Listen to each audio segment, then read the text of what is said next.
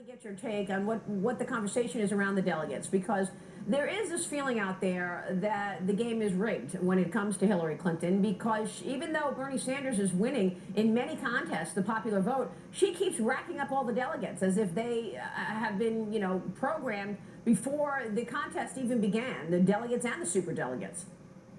Well, you look at a situation with the superdelegates, they're only 15% of the overall delegates.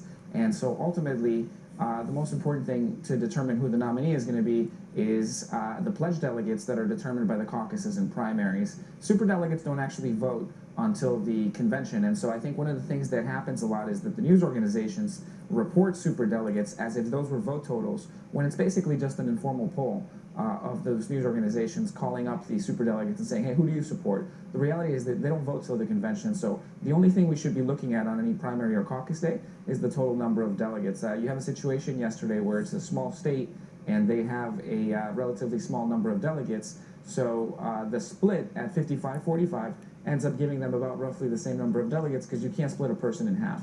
And so that's why you see that kind of dynamic at play.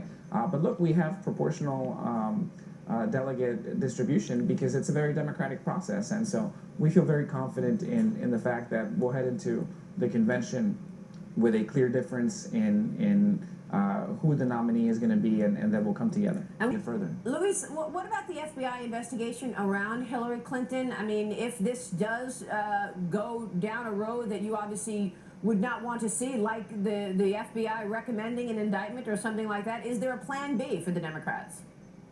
Look, I think that she's not the subject of an investigation, and even the president himself Well, it's her said server, right? Her server. even the president himself said. I think one of the things that gets lost here is that the government is still adapting. You said she to wasn't the technology. subject of the investigation. Yeah, Of course correct. she's the subject of the event. It's her server. We know But that. look, I think there's something that gets lost in all of this, which is that technology's moved very fast over the last 20 years. You look at the 90s when the original Clinton administration was out. There wasn't much of an email. There wasn't even an internet in the way that we have it today. And so the government is still adapting to this. I think that's largely what we're seeing. But I feel that ultimately, come the general election, people are going to be voting on the economy, on how far we've come, on what kind of direction we're going to take on foreign policy. You have a stark difference between our candidates and their ability to mobilize the world around So the it objectives sounds like that there we is have. no plan B, Luis. Well, I just don't think that there's an issue there at all.